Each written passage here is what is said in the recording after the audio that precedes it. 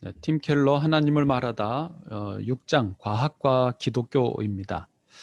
리처드 도킨스는 만들어진 신이라는 책에서 이렇게 주장을 하였습니다.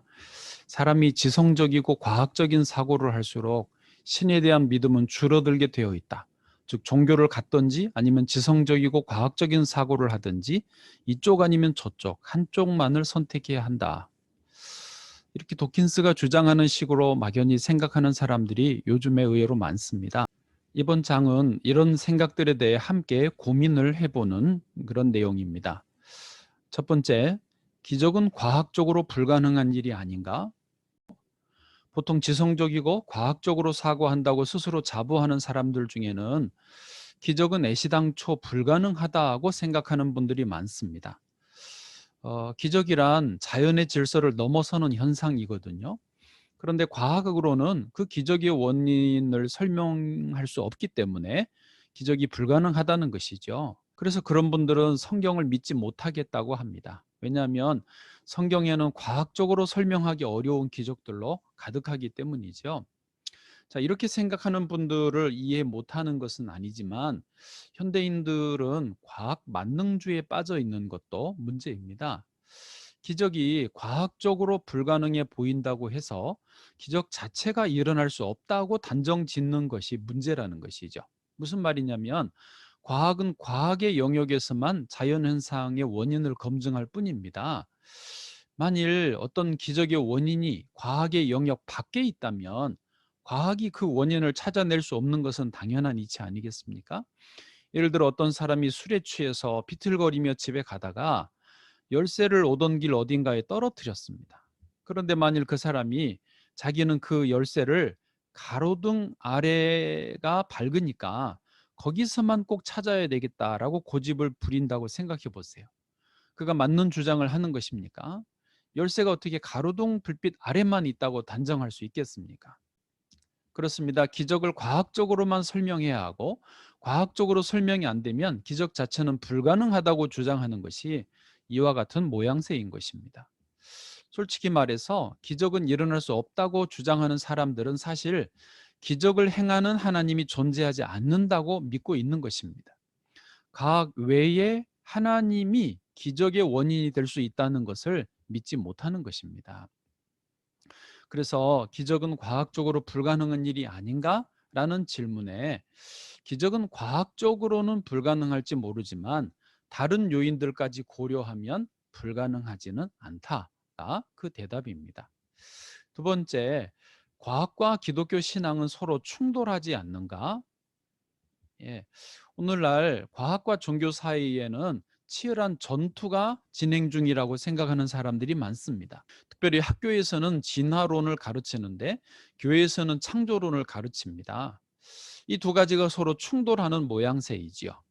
그래서 과학적인 사고를 하는 사람이 되든지 아니면 기독교 신앙을 갖는 사람이 되든지 둘 중 하나밖에 선택할 수 없다라고 사람들은 생각한다는 것이죠. 정말로 꼭 둘 중 하나만 선택해야 하는 것일까요?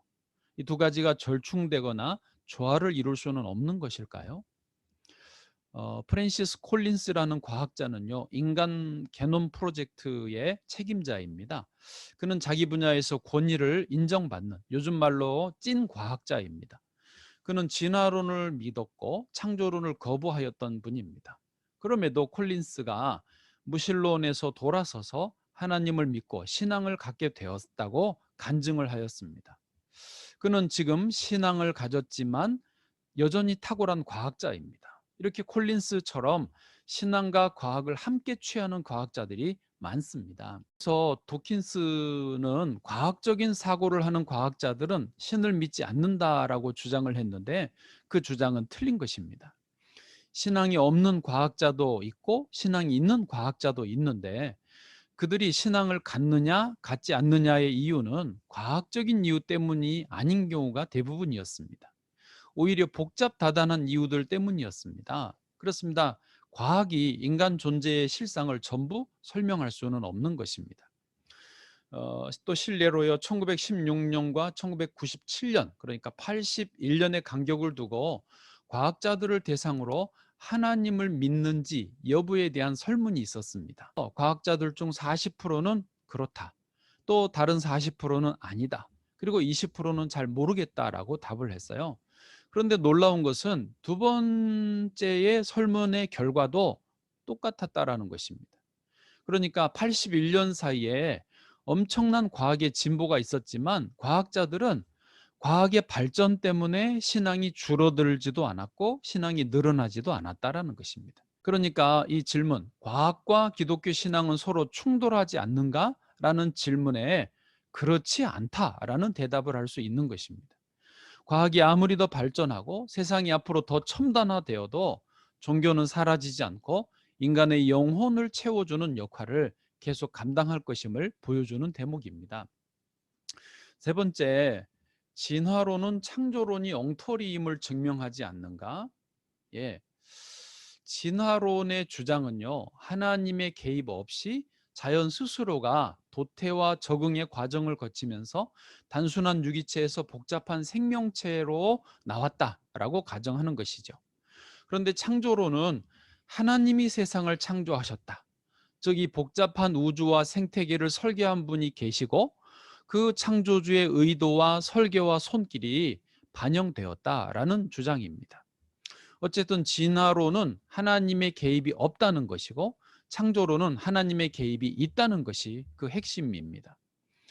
그런데 이 진화론과 창조론의 관계는 매우 복잡합니다. 그래서 이안 바버 같은 학자는 과학과 종교의 복잡한 관계를 네 가지 형태로 정리를 했습니다.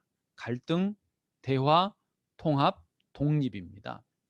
예를 들어서 갈등 관계는 창조 과학회 사람들과 도킨스 같은 사람들은 서로 전혀 양보 없이 이론적 대립을 하면서 갈등 관계를 유지하는 것이죠.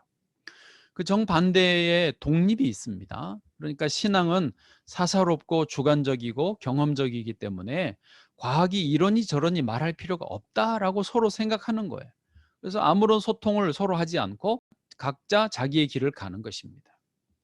그리고 그 양쪽의 중간에 대화 혹은 통합의 관계도 있습니다. 그 대화와 통합은 하나님이 생명을 시작하게 만드셨고 그 뒤에는 진화론적으로 자연적 요인들이 영향을 끼쳤다라고 생각하는 것입니다.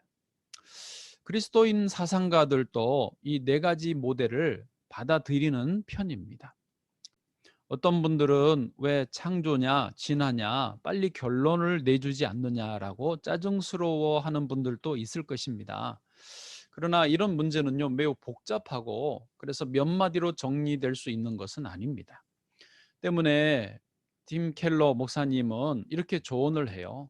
아직 초신자라면 오히려 기독교의 핵심 주제, 즉 그리스도의 십자가와 부활, 구원, 그리고 말씀 중심의 교리들로 신앙적 무장을 단단히 한 뒤에 창조와 진화에 대해 고민해도 늦지 않을 것이라고 합니다. 그럼에도 여기서 확실한 것은 하나님의 창조 없이 진화로만 세상이 만들어졌다는 주장은 단호하게 거부하는 것입니다. 그래서 결론을 내리면 세상을 치유하는 기적이라는 것입니다. 예나 지금이나 사람들은 기적을 믿기 어려워해요. 부활하신 예수님이 사도들을 만나셨을 때도 그랬습니다. 마태복음 28장 17절에 예수를 배웠고 경배하나 아직도 의심하는 사람들이 있더라. 그렇습니다. 과학적 사고에 익숙한 현대인들만 기적을 믿지 못하는 것이 아니라 과학이 다 발달하기 전 과거에 살았던 옛날 사람들도 그랬다는 것이죠. 그럼에도 어쨌든 기적은 있습니다. 왜냐? 기적을 일으키시는 하나님이 계시기 때문입니다. 때문에 그리스도인은 기적이 있느냐 없느냐보다는 하나님이 무슨 목적으로 기적을 주시는가를 생각해야 합니다. 예수님은 마술사처럼 눈속임으로 사람들의 눈길을 사로잡고 마음을 미혹하는 분이 아니셨습니다. 예수님의 기적은 병자를 치료하고 굶주린 사람들을 먹이시고 죽은 자를 살리셨습니다. 그러니까 한마디로 사람들을 회복시키는 것이었습니다. 그렇습니다. 예수님은 자연의 질서를 회복하는 도구로 기적을 사용하셨습니다. 예수님의 기적은 로또같이 일확천금을 주려는 목적이 아닙니다. 예수님의 기적은 자연의 질서를 깨트리는 것이 아닙니다. 예수님은 악한 세상을 대속하시기 위해서 또 깨지고 상한 상처를 치유하고 회복하기 위해 이 땅에 오셨습니다. 예수 그리스도의 기적은 온 인류가 고대하는 온전한 세상, 우리가 꿈꾸는 아름다운 세상을 오게 하시려는 목적을 갖고 있는 것입니다. 저와 여러분이 치유하고 회복시키시는 주님의 그 기적을 누리기를 소망합니다.